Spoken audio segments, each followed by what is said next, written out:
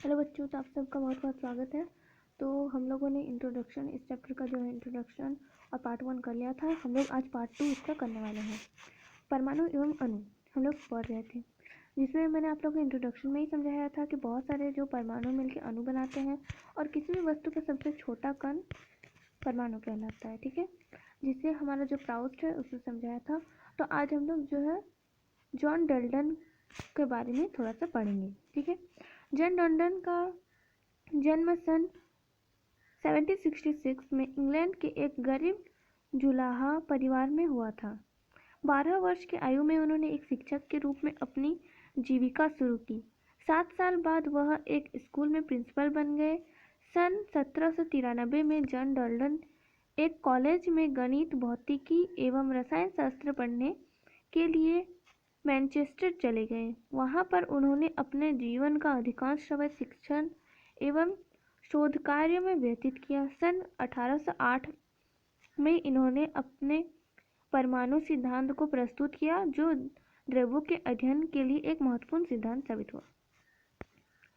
तो इसमें इनकी जो है जीविका दी गई है, जिसमें जॉन डाल्टन ने किस चीज़ का सिद्धांत, परमाणु सिद्धांत को प्रस्तुत किया था, जो द्रव्यों के अध्ययन के लिए एक महत्वपूर्ण सिद्धांत साबित हुआ था। इनका जन्म कब हुआ था? 1766 में इनका जन्म हुआ था। तो देखिए, वैज्ञानिकों की अगली समस्या इन नियमों की उचित व्याख्या करने की थी। अंग्रेज रसायनज्ञ जॉन डाल्टन ने द्रव्यों की प्रकृति के बारे में एक आधारभूत सिद्धांत प्रस्तुत किया। डाल्टन ने द्रव्यों की विभाजकता का पर विचार किया और विचार प्रदान किया कि जिसे उस समय तक दार्शनिकता माना जाता था। ग्रीक दार्शनिकों के द्वारा द्रव्यों की सूक्ष्मतम अविभाज्य कण, जिसे परमाणु नाम दिया था, उसे डाल्टन ने भी परमाणु का नाम दिया। डाल्टन का यह सिद्धांत रासायनिक संयोजन के नियमों पर आधारित था। डाल्टन के परमाणु सिद्धांत ने द्रव्यमान के संरक्षण के नियम एवं निश्चित अनुपात के नियम की युक्तिसंगत व्याख्या की। डाल्टन ने परमाणु सिद्धांत के अनुसार सभी द्रव्यों, चाहे तत्व यौगिक के मिश्रण हो, सूक्ष्म कणों से बने होते हैं, जिन्हें परमाणु कहते हैं। डाल्टन के सिद्धांत की विवेचना निम्न प्रकार से कर सकते हैं। सभी द्रव्य परमाणुओं से निर्मित होते हैं, जो कि रासायनिक अभिक्रिया में भाग लेते हैं। परमाणु अविभाज्य सूक्ष्मतम कण होते हैं, जो रासायनिक अभिक्रिया में ना तो सृजन होते हैं, ना ही उनका विनाश होता है। दिए गए तत्व के सभी परमाणुओं का द्रव्यमान एक रासायनिक गुणधर्म समान होते हैं। भिन्न भिन्न तत्वों के परमाणुओं के द्रव्यमान एवं रासायनिक गुणधर्म भिन्न भिन्न होते हैं। भिन्न भिन्न तत्वों के परमाणु परस्पर छोटी पूर्ण संख्या के अनुपात में संयोग कर यौगिक निर्मित करते हैं। किसी भी यौगिक में परमाणुओं की सापेक्ष संख्या एवं प्रकार निश्चित होते हैं। आप अगले अध्याय में अध्ययन करेंगे कि परमाणु में और भी छोटे छोटे कण विद्यमान हैं। परमाणु क्या होता है? तो परमाणु क्या होता है, ये हम लोग इसमें जानेंगे 3.2 में कि परमाणु आखिर होता क्या है। क्या आपने कभी किसी इमारत की दीवार बनते देखी है? इन दीवारों से एक कमरा एवं कई कमरों के समूह से एक इमारत निर्मित होती है। उस विशाल इमारत की संरचना जो है एक रचनात्मक इकाई क्या है? किसी बाबी मीन्स एंड हिल की रचना इकाई क्या होती है? यह रेत का छोटा सा कण होता है। इसी प्रकार सभी द्रव्यों की रचनात्मक इकाई परमाणु होती है। इसका मतलब क्या आप लोगों ने समझा? एक ईंट के द्वारा एक दीवार बनता है और बहुत सारे दीवार मिलकर जो है कमरा बनाता है और बहुत सारे कमरे मिलकर जो है एक इमारत बनाती है। तो वो जो छोटा ईंट है वो ईंट परमाणु होगा। ठीक है, परमाणु कितने बड़े होते हैं?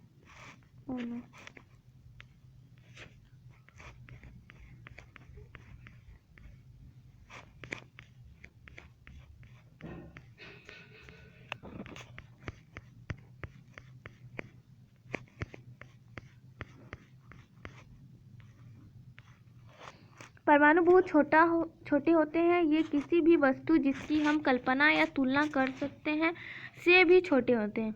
लाखों परमाणुओं जब एक के ऊपर एक चट्टे के रूप में रखे तो बड़ी कठिनाई से कागज की एक शीट जितनी मोटी परत बन पाएगी।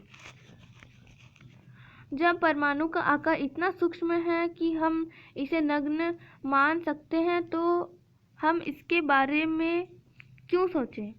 हम इसके बारे में इसलिए सोचते हैं क्योंकि हमारा पूरा विश्व ही परमाणुओं से बना है।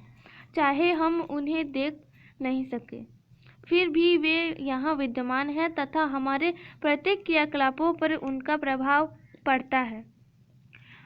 अब हम आधुनिक तकनीकों की सहायता से तत्वों की सतहों के आवृत प्रतिबिंबों को दिखा सकते हैं जिनमें उपस्थित परमाणु स्पष्ट दिखाई देते हैं। विभिन्न तत्वों के परमाणुओं के आधुनिक प्रतीक क्या हैं? डाल्टन ऐसे प्रथम वैज्ञानिक थे जिन्होंने तत्वों के प्रतीकों का प्रयोग अत्यंत विशिष्ट अर्थ में किया। जब उन्होंने किसी तत्व के प्रतीक का प्रयोग किया तो यह प्रतीक उन तत्वों की एक निश्चित मात्रा की ओर इंगित करता था, अर्थात यह प्रतीक तत्व के एक परमाणु को प्रदर्शित करता था।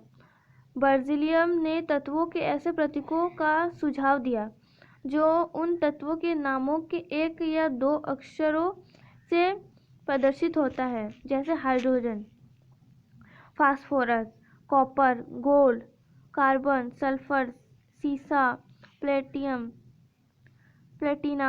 ऑक्सीजन, आयरन, सिल्वर, पारा। ये सब जो है हमारे जो पहले वैज्ञानिक थे डाल्टन जो है उन्होंने ऐसा इन्हें प्रदर्शित किया। बाद में जो है बर्ज़िलियम ने उन्हें उनका जो है पहला अक्षर के द्वारा किया। प्रारंभ में तत्वों के नामों की व्यक्ति उन स्थानों के नामों से की गई जहां वे सर्वप्रथम पाए गए थे। उदाहरण के लिए कॉपर का नाम साइप्रस से व्युत्पन्न हुआ।